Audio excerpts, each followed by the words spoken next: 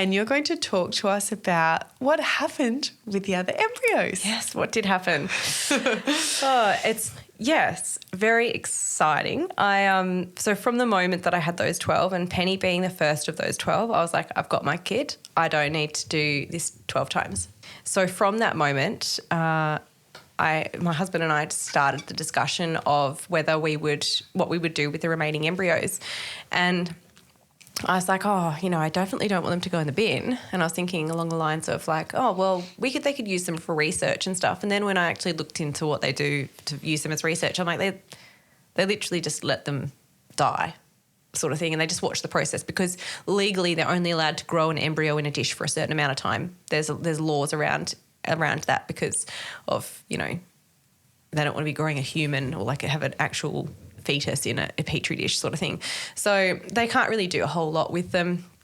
And then I was like, well, we're just going to have to donate them. And my husband was like sort of sitting on the fence and he was like, I don't know how I feel about that. And then this was before we'd had any of the other kids. This is literally from having Penny. Okay, so you were having these conversations early. Yeah, really early because I just knew that I wasn't going to do it 12 times. And so by the time we'd gone through all of those losses, my husband was like, yeah, we need to donate these because like we could be giving, for me it was like I had no connection to them anymore. Like I was like, I am not doing any more children. They're never going to be a part of like my direct, like they're not going to be one of my children. They can be someone else's, but they're not going to be one of mine. I'm done. I don't want any more. Even like the way that I look at it is if William hadn't have died, then the other ones wouldn't have been mine either. So, Ewan, who my baby could have been someone else's, that very same child would have been someone else's child. And when I think about that, I'm like, that could have been any of the other children as well. Like that could have been any of those other embryos that could be someone else's child. And I was like, I need to give these children or these humans an opportunity to live. Like, and I'm not like, I don't look at an embryo and go, that's a human. If we chuck it in the bin, we're murdering someone. It's just simply that I'm like the potential for a human. I was like, why would I throw that in the bin if there's a potential chance for this embryo, if someone else wants it, they could have it and it could be a human, and who knows what this human would go on to do. Like this human could change the world. It might not, but it could. And you're giving a beautiful opportunity to somebody who so desperately wants to have children and can't. Well, it was also just thinking like if I had chucked them in the bin, Ewan would have gone in the bin. And I'm like, I don't want Ewan to go in the bin. He's such a great kid. Like that could be any of those other kids. And so I was just like, I can't chuck them in the bin. Like I was like, I can't. So, yeah, for me and Scott at the end of it all, it was an extremely easy decision to decide to donate. I just discussed it with my mum for, years that it was probably going to happen, and she at first wasn't sure how she'd feel about it. Not that it really, really matters what my mum said, obviously never take my opinion into your account. She was just like, I'll just have to figure out how to deal with that. But this baby is not going to be my grandbaby. But no, it's just so like we've got so much support from our family, and huge amount of support just from friends and everyone. So it's just been like this really amazing journey to be on, and really like humbling. It's just like just the warmest feeling of love. Like it's just such a nice feeling to be able to donate. Yeah. So basically, when we decided, as soon as I had Ewan, when my doctor came in to have that conversation with me about the birth, I was like, so when can I donate my embryos? Oh, really? Literally in the hospital. One question on my mind. I was like, get these embryos away from me. I don't want them anymore. I don't want to be paying for storage. Just, I'm done. This is my chapter. This whole thing of trying to have children is done. So she was like, let's just give it a minute. But it would have been about 4 months after I had Ewan that I actually started actively looking for someone. And there's hang on. With the donation process, you find somebody to give to? You don't have to. So I did contact my fertility clinic, and they are a donating clinic. However, my husband's from Scotland, and he lived in Scotland when there was mad cow. So people from the UK who lived in the UK during a certain of like between this time and this time when there was mad cow are not allowed to donate blood in Australia or organs or gametes, which is your sperm. or eggs. So it's actually organs and blood. It doesn't necessarily refer to the gametes, but my clinic won't accept gametes or embryos or sperm or anything like that from someone they follow that same rule. It's not a law, but that was my clinic's stand on it. So when I said to them, "Hi, I want to donate my embryos," they're like, "Yeah, we can't." And I was like, "Oh." And if I had have donated through my clinic as well, it would have been anonymous, and I didn't want to do anonymous.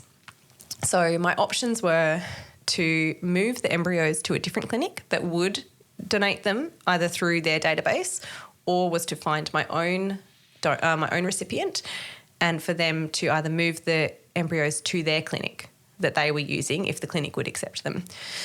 So at that point, that's when I was like, okay, I need to find someone who wants these embryos, which was okay. And so there's not really a lot of places to like what do you do? And there's actually Google. Google donor recipient embryo, like that's pretty much what you can do. So I had a little look on a few websites, and a few websites have a couple of other organisation websites where you can go to, and one of them's Egg Donor Angels, and there's another one called a similar sort of thing along the lines of egg donation.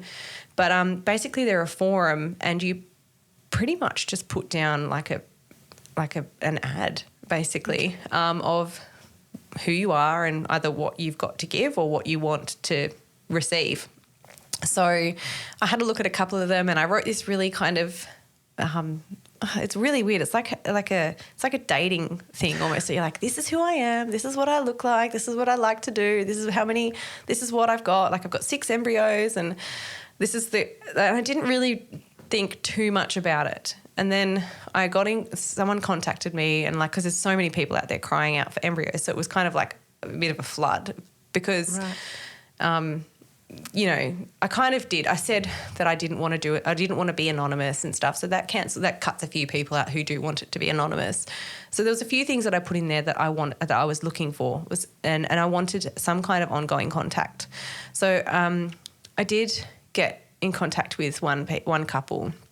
And they're like, yeah, let's add each other on Instagram or something. And then when I added them on Instagram, I had a look at their feed, and I was like, I can't donate to these people. Like they were just so different. They were lovely people, but I was like, I don't want my child living up. It was so extremely, and like this is just my preference. They were so extremely religious that I was like, what if this child's gay? What if I was like, I just can't. Like it just doesn't sit with our values as theirs. So you were trying to find a family who really aligned with the same sort of family values that you had. So that's when I realised I was like, I need to be ruthless in this advert to make sure that I actually connect with the people that I want to connect with. So to that couple, when I first connected with them, I said, look, I'm talking to a couple of different couples. Like I just want to be totally above board, just letting you know where I'm at. And they're like, yep, that's fine. So when I saw that, I was like, oh, no.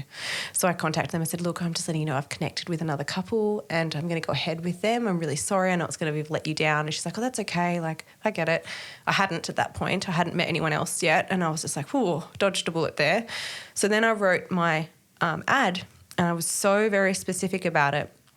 And I wrote it onto this forum, but I also found a group on Facebook, which is like the same sort of thing basically. And I was so specific about it, and I was like, okay, and it feels so harsh because you're literally cutting certain people out, and you're like, it's not that I don't think you're a worthy person, but this is we're essentially adding an extra person or an extra couple to our family, and if we're not going to get along, then there's if we have different views on things, then it's just not going to work. I was going to say, this is like a massive decision. Yeah. Like this is full on, because it's not like you're anonymously giving your donation. You are asking, like you just said, a family to be a part of. That's it. Sit alongside your family. And it's not for everyone as well. And I got that. But so I literally wrote my advert, and I felt like it was pretty cutthroat, but I was like, this is who we are. This is what we've got, and this is who we're looking for. And I was like, don't care if you're gay or straight. I don't care what your background, like if you're black, white, whatever. And I said, but this is what we're looking for, ongoing contact to some degree. I don't want to be in their face. It's not my child, but, I just want to be able to see photos every now and then, it was mostly for the kids. Like I want my kids to know that they've got a sibling out there that and for them to know everything about it, sort of thing. Like, I don't want them to all of a sudden go at 21 and be like, oh, I've got a brother. I'm like, yeah, well, you've got a sister. Or, I just kind of thought it would be so nice for them to know that they've got another sibling somewhere, and so that when they do grow up, that they can connect with that sibling and then have that kind of ongoing friendship or relationship with that person, sort of thing. And as well for the child that is going to be born, there's so much. Like now, there's so much data about how children have got some kind of trauma from not knowing their background or not knowing where they're from and not knowing their actual story, that I didn't want this child to be told that a lie and then all of a sudden realise that it's all been a lie, sort of thing. So you want to be open and available for them to get to know you and know where their genetics and everything comes from. I'm not their mum. I don't want to be anyone's. I've got no motherly connection as such to these embryos or any children that would be born from them. It was just simply really just like, I just want to see photos, because it would be like, what if that was going to be my kid? Like, but that could have been mine. You just wanted to be transparent. Cute. Yeah. And as well, like, if I met someone that we did get along and that relationship did grow into something where we're happy to send each other photos of our kids and more of like, I guess, like an extended family member kind of relationship, then I was like, that would be amazing. That's what in my head, that's what I was thinking. Like, but, we'll just have to see what happens and who we meet, and it all just depends on that. So anyway, I wrote these ads. They're really cutthroat, really cut out quite a few people because I wanted to be really specific, because I didn't want to give anyone false hope to then realise that I wasn't going to get along with this person. So after about a month, my ad was up. I think everyone read it and went, oh, no, she's too hard. She's got too many rules in place.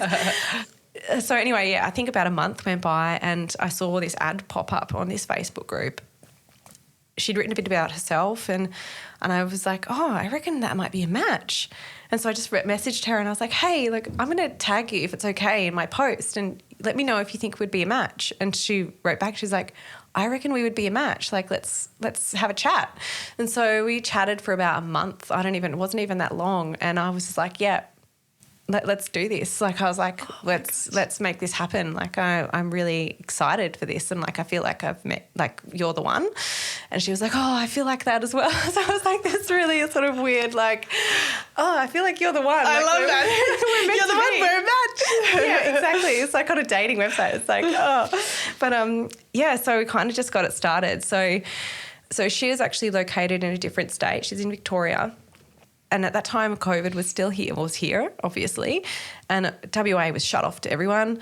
So I was like, look, why don't we – so there's just so much to unpack with like embryo donation. So anytime you want to ask a question about it, jump in because there's quite a lot to unpack. And it's totally new for me. I don't understand anything about. All right. Well, we'll go through it like you don't know anything. Okay. So when you're about to donate these embryos, there's a lot of paperwork.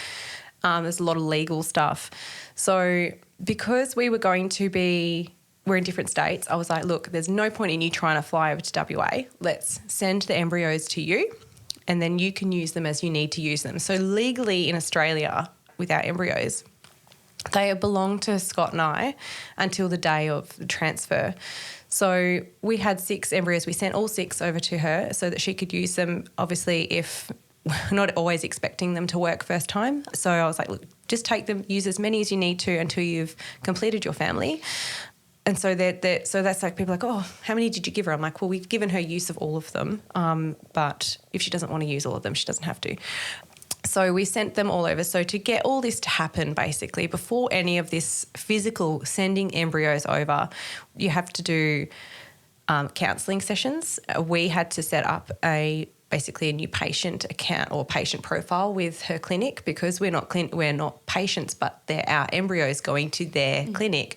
We had to set up so we had to do the whole, like, we had to basically do a brand new patient thing, so getting blood tests and all that kind of stuff. Blood tests. Getting all of our medical records sent over there as well. Yeah, they had to do more DNA testing and stuff to make sure to, like, rule out any diseases and things like that. We had to basically, our recipient had to go to her clinic and say, yep, I've found some embryos, this is what we want to do. So then they contact us and we send all that information to them. We set up this new account.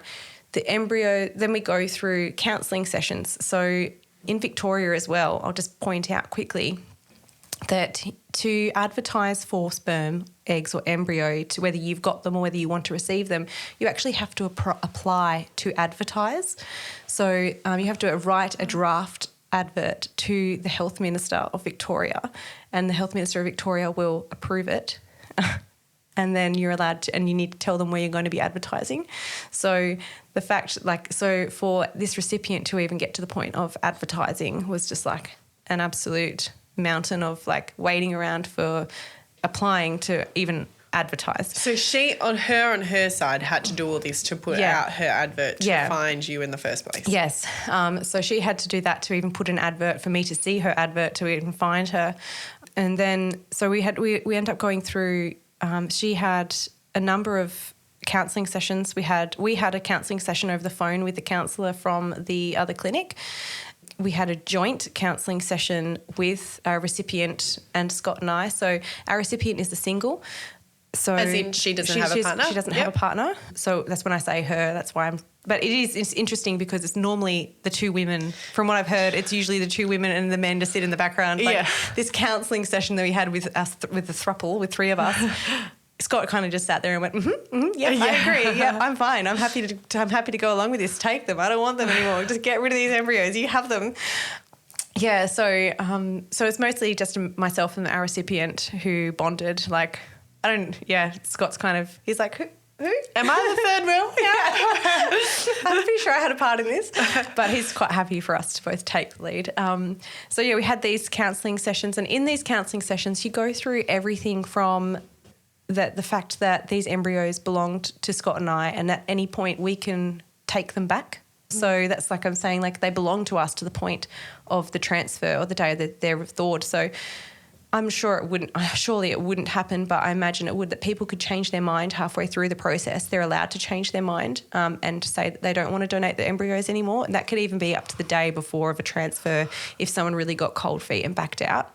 That would be so challenging on the recipient, wouldn't it? Try to just keep their head in a place of not getting too excited. And that's why they do so much counselling, is to be like, you are aware that, and you've got all these systems of coping mechanisms in place that if it doesn't go right, then you're going to be okay.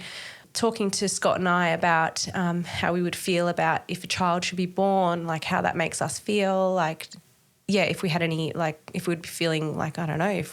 See, that's the thing. I don't even know how I would feel because I don't feel that it's my child. I've seen, I don't want to do a spoiler, but there has been a child has been born, and it's a beautiful child, and it looks a bit like mine, but there's no motherly connection. I'm just it's a beautiful child, and I'm just so happy for for her mother. It's just the best thing that could have happened, but. Yeah, talking about they talk to us about how we would feel should a baby be born, and how do our families feel, and what our expectations of this relationship going forward would be and understanding as well that even though from the beginning we've discussed that we would like that both parties would like some degree of ongoing connection, that at any point either family could stop the connection, and that there's no law in place to say that you have to send me photos or that you have to message me or you have to keep us in the loop. There's no law like that. The only law is that a child of a donation is legally allowed to access their records at 16 in Australia. Okay. So if that was to ever happen, a child of 16 could access and find out who their biological parents are. So there is no such thing in Australia as completely anonymous donations. It would just be anonymous at the point of the giving of that donation. But 16 years later, it's not, which is fine. And I imagine that's a really interesting question. I wonder how many people would search for their biological parents at 16. Yeah, well, it's only that law has really only come into effect. Those children are and turning about 16 now. So previously it had been able to be completely anonymous. I think so, but there's still laws going, there's still court cases and whatnot going on from children who have had that information protected and that they are trying to find it. And so there's a few court cases from these children of donation that are trying to find their biological parents. That's the kind of things that we discuss in the counselling. For us, the decision was made. Like we had no questions. There was no questions asked that our recipient was going to be getting these embryos, and it was just simply just ticking boxes and getting through it. So once you've had these counselling sessions, you've got a 3-month cooling off period so that all parties can kind of like take a breath and go, okay, is this actually what we want to do? After that 3 months cooling off period, I'm not sure if that's when, I think we sent the embryos over before the cooling off period had completed because we wanted our recipient to be able to start straight away. Because it's interesting because your waiting game is now her turn. Exactly. So she's got her own waiting game now as well. Yes. So I was like, I really want her to have these so that she can start as soon as she can. Like I don't want to make anyone wait any longer. So I actually said to my clinic, I was like, look, is there any other paperwork that I need to fill out? Because I just don't want this to get held up because something hasn't been completed, something hasn't been handed in. Because we were sending in like parent histories, family histories, like of diseases and things, not that they've got any, but, you know, all these family histories. And I was like, please tell me there's nothing. And they're like, no, everything's done. And then I was like, cool. And then once we'd done all of the counselling and everything, we were ready to go. I was like, okay, we're ready to go. And they're like, oh, actually. And I was like, oh. So I was like, okay, what now? So I had to like fill out this thing that had to go, it was like an application that had to go to like the government and come back. And I was just like, oh, for goodness sake, like this just could have been done. And this waiting would have been done. Yeah, so the embryos eventually got shipped over, and then I guess everything from my part kind of finished there. Once the embryos were there and the counselling had done and the cooling off period was done, it was kind of just like a piece of paper that said, are you happy to proceed? And we're like, yep, we're happy to proceed. So, and that was it pretty much for us. And then the rest of it was all up to our recipient as to when she decided to actually start accessing them and using them. Yeah. And do you know, did she start straight away? Yes, so she did have a few hiccups at the beginning, and as well COVID kind of threw the spanner in there because she's in Victoria. They got hit really hard there for a little while. Yeah, there was a few hiccups in the way, and we had to wait maybe like 5 months probably, which like I know like to some people like 5 months isn't very long, and it's like, but once you've been doing this for... And, you know, like this wasn't her first try. She'd been doing IVF before this. She'd been looking for sperm donors and egg donors and tried with donors and tried with everything else, and nothing had worked. So for her as well, this was an extremely long process. So when we found out that it was going to be another 5 months because of something that popped up, I just felt so heartbroken for her. I was like, oh, I totally get what you like, because for her as well, like, and I don't know if it's the same for anyone else with IVF, but it's just that constant time, the waiting. It's just... every month that goes by, you feel like you've wasted a month, and you just feel like you're getting older. And for us, for women as well, like we're told that as soon as we turn 40 that we're no good. Yeah, you know, it's that constant ticking of the clock. Yeah, and for me, I was like, and that's why for me, I wanted to actually have all my children done by 30, and so that's why I was going. The clock is ticking, and it wasn't because of anything. I just wanted to have my kids by 30. For other women as well who this takes even longer, I'm just like, oh, I just feel so badly for them. So, yeah, so when we had that hiccup, I just felt so terribly bad for her. But then, so she ended up using one embryo and then unfortunately had a miscarriage, and that was her first pregnancy as well, which we were all so that was her very first pregnancy. Wow.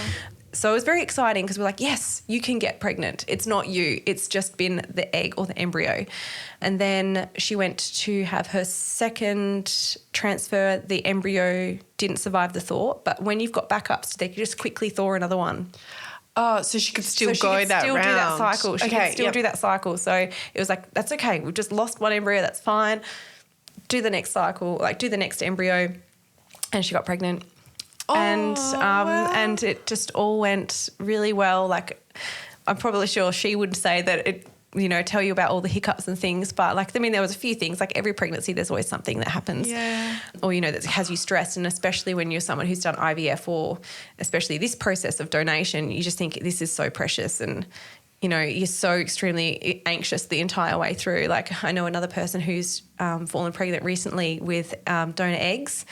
And when she messaged me, she said she was pregnant. I was like, oh, awesome. Now you can sit back and keep stressing for 9 months. Yeah. And she's like, pretty much. Yeah, exactly. just hold the baby and hold the baby. That's amazing. But she's had her little girl now, and I was so excited that when she said I had a girl, because I don't know, there's a thing with mums and their girls, you know, like, and because she's single as well, I thought it was perfect. She's just got her and her best friend forever. Yeah, I was going to say. Yeah, hopefully. That close relationship. that you have. Well, I mean, that's what my relationship with my mum is. So I know some women who don't have a close relationship with their mother, but I'm just hoping that. Yeah. Anyway, so did you get to track her through her pregnancy? Yeah. So we've stayed in contact regularly. We stay in contact, and even now we still message each other. And she sends me photos. So she's actually sent me a photo about 2 hours after giving birth. I was going to say, did she tell you when she was going to labour? Yeah. Well, she didn't tell me when she was going to labour. I just got the message that she'd had the baby. And it was just like this sense of like, oh my God. Like, I didn't realise when she told me that she'd had the baby, I was like, oh my gosh, I'm so relieved. So like, you also had that shared sense I was of relief. anxious the entire time, and I didn't realise until the baby was actually born. And I was just like, oh, thank goodness. Like, oh, that's such amazing. A beautiful story. Yeah, so I do see photos of her, and like she does look a little bit like my children, but she's still different. And I think that's good in that she's a little bit different. Like she still obviously looks exactly like my kids, but there's just little things like as a parent, you like, no, like people are like, oh, they're just like twins, those two. And I'm like, no, they're not. They're completely totally different. Like, so like a mother can tell the difference between their kids sort of thing. Yeah. And also she'll pick up the mannerisms that her mum is doing, which will be different to what you guys have. I'm so interested to see the nurture nature sort of thing, see what's the same, because like Penny and Ewan have the same cackle, like the same laugh. And I'm like, I wonder if this other kid will have the same laugh, or like what's going to be the same, because it's genetically exactly the same but totally different environment. So it's going to be really interesting watching this child grow up and to see who she turns into. So, yeah, it's very exciting, but like we've still got 3 embryos left. I don't know if our recipient's finished. It's like we've said to her that she can have these embryos until she's decided that her family's complete. But as a throuple, we also decided that once she's finished, if there's any left, that we will on-donate them again. Oh. And so that process won't actually involve our recipient. Basically, we get the embryos back, or once we've found someone, the embryos go to that person. So although we will still involve our recipient because we want to pick a family that will match our families. Oh, of course. Yeah. So you want the same kind of transparency. Yeah. So we'll have the same kind of setup. Hopefully that's what we'll be looking for once she's decided that. But like, obviously she's only had the baby. Her baby's only 2 months old. So like there's no pressure. No. Like, I was going to say, like, does she like have a sort of, as long as she sort of wants to decide. So embryos generally, they give you 10 years on on embryos, but it's not necessarily because of embryo health. It's more because they don't want, like if I was 30 and I had embryos collected or if you're 45 and you've had embryos collected, it means you can still use them when you're 55. You know, so they may actually cap that. So it's not actually based on the embryo health. It's based on the mother and the situation. Oh. So they don't want 60-year-old women having embryo transfers because it's just like, how are you going to look after the child, like financially and things like that. So our recipient actually has 5 years to use these embryos, and then if she hasn't used them in 5 years, she can apply for an extra 5 years. Mm-hmm. I'm not too sure if they said no to that 5 years, whether we'd be able to maybe get a 5 years for a new family. But as embryos go, they're not going to necessarily, they're frozen in time sort of thing. So they're not going to deteriorate, I suppose, or they may a wee bit, but it's not going to be hugely effective. Like if you're someone who wants an embryo and you're just searching and searching, if they said, these embryos are 10 years old, you'd be like, I don't care. Give me a go. Like let me have a try. I just want to try.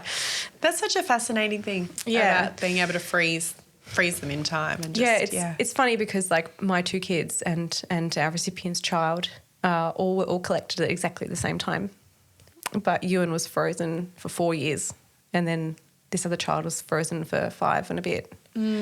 Well, I mean, we're born with all of our eggs, aren't we? Yeah. In our ovaries. Yeah. We already have however many we're going to have. Yeah. And so they're kept in there for a certain period of time. They are. So maybe it's that same sort of concept, but they're out of the body, frozen. Yes, that's true. But yeah, so we've got 3 remaining, and we'll just have to wait and see what happens with those ones and where they end up. And yeah, that's pretty much that's kind of like the happy ending to a pretty rough story. But yeah, it's been amazing, and I wouldn't have it any other way now, because if I hadn't have needed IVF, then I wouldn't have my daughter who I've got. And if I hadn't have lost those children in between, then I wouldn't have my son. And if all those if everything else hadn't happened, we wouldn't have this new baby. So, I just kind of try and look at it as it was all meant to be. And this is just, if these things didn't happen, then where would we be, sort of thing. Yeah. So thank you so much for sharing all of that with us. It's a really long story. Sorry. No, don't be sorry. It's an amazing story, and I think lots of different parts of that will be something that somebody can connect with. Yeah. And also, I just wanted to find out from you, if there is anybody that wants to ask you questions or connect with you, where can they find you? Yeah, so I do have a bit of my story shared on my Instagram at becoming_Kate. I think that's what it is. I can't even remember what my handle is. I'll add Kate's handle into the show notes. It's mostly just like some stuff about my journey. There's a few photos there of my beautiful little boy who was born at 29 weeks, their footprints and things like that, and just a bit more about my story. But also I did start a little blog, and it was mostly for cathartic reasons. And so it's not active at the moment, but there are some really interesting articles on there about how I came to the conclusions about some things and how certain things made me feel. And that's my Native State website. Could you put that in? Yes. Because I can't even remember what the website is. So I've got mum brain still. It's okay. I think mum brain stays there forever. It does. I think it does. I think it stays there forever. So yeah, those things, or like, and if anyone who is going through infertility or anything like that wants to pick my brain anymore, they're more than welcome to message me on the Instagram, and I'm happy to, if you're local, meet up with you or just message. It's fine. Like, I'm really open about the story, mostly because for me, it's really, really helps me mentally and emotionally to talk about it more, especially with like the infant loss thing. But with the IVF, there's just having that support as well. Like when I was going through IVF, I didn't actually reach out to anyone other than my inner circle. Like, they're the ones, they knew what was going on the whole time. Like, they knew when I was pregnant, they knew when I had a miscarriage, they knew everything. And having that kind of inner circle, even with someone who just knows what it's like to go through IVF and be like, the waiting or like looking for donors and things like that, and finding out someone else's perspective and how they did it, can be really helpful. And I've only realised that that's really helpful when people have contacted me. I didn't think of contacting other people when I was going through it. I kind of just found my way through it.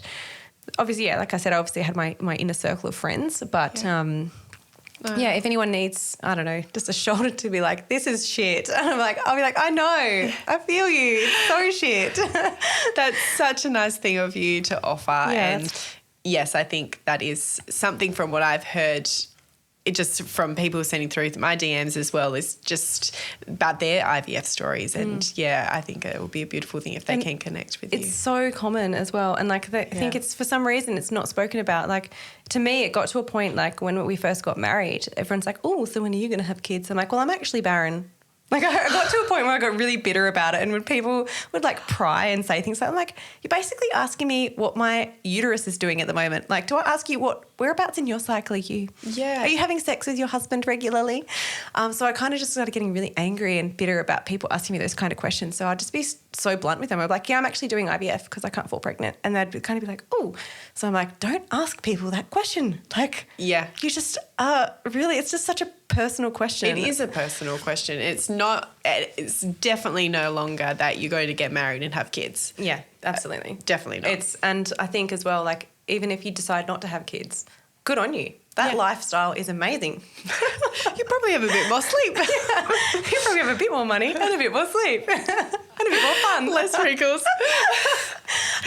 Yeah. Oh, if I could say that, I would just don't ask that question. Anyone, even if you just don't ask that question. Yeah, don't ask it. Or as well, like, don't give advice, like, unless it's been asked for. Like, I got so many people going, oh, have you just tried relaxing? I'd be like, have I tried relaxing? It's like, oh yeah, I'll just go to Bali for a weekend and relax because that's going to help my infertility, which is like I've had people that I know who are infertile, and it's for like a physiological reason. There's nothing, like, relaxing is not going to change the fact that they can't get pregnant.